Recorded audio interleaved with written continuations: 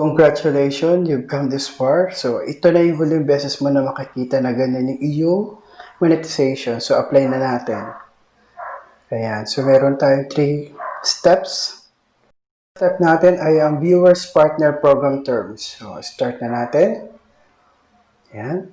So, basahin mo lang yung mga nandito sa Understand the Terms. Ayan. Then, accept mo yung terms na binibigay ni YT.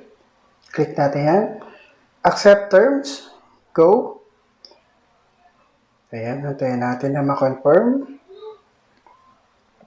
Ayan, done. So, doon na tayo sa step 1. Proceed na tayo sa ating step 2. Sign up for Google AdSense. Start. Select. Ayan, I have an existing, syempre, dahil wala pa tayo. No, I don't have an existing account. Piliin natin yan. Continue. Ilalagin mo dito yung email ad ng iyong YouTube channel. Ayan. Then, dito, use a different account kung meron ka. Website, mamaya. Ayan. Get more out of AdSense. Yes. Piliin mo yung yes para at least meron ka mga bagong updates. Click natin yan. Then, select your country. Ayan. Dahil Philippines tayo, hanapin natin. Ayan, Philippines. Scroll down. Please view and accept our terms and conditions. Basahin mo muna to bago mo i-check. Ayan, basahin mo muna yan. Pinas forward ko na lang dito.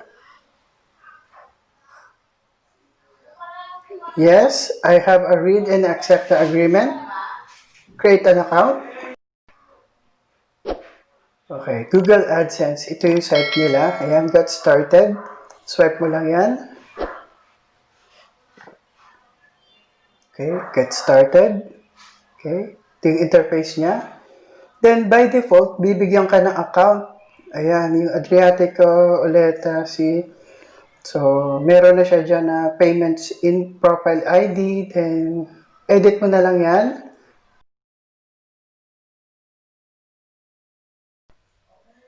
Okay, by default, bibigyan ka nila ng account. So, may option ka naman dito kung pwede kang gumawa ng bago. Ayan, create payments profile. O kaya, edit mo na lang siya. So, ako dito, inedit ko na lang siya. Ayan, lagay mo dito yung mga informations mo. So, edit mo na natin pangalan. Lagay mo yung address. Kailangan tama kasi ito yung magiging address ng iyong PIN soon. Ayan. Tapos, okay. Sige, fill up lang muna natin lahat yan.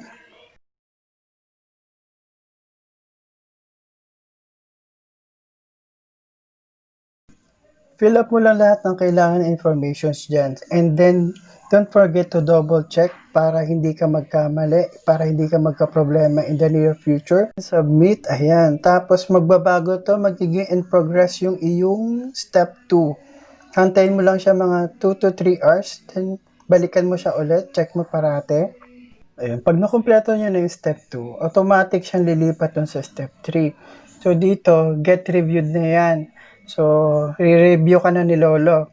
Then, maghihintay ka dito ng 1 araw hanggang 1 linggo. Depende sa dami ng nagpapa-review. So, sa case ko, naghintay lang ako, wala pang 24 hours. Swerte ko, pero kasi konti lang naman talaga kasi yung video ko, tapos puro original pa. Ayan, makakatanggap ka ng email galing kay Lolo. Ayan, congratulations, you've been approved to join the YouTube Partner Program. Ibig sabihin, monetize ng iyong channel.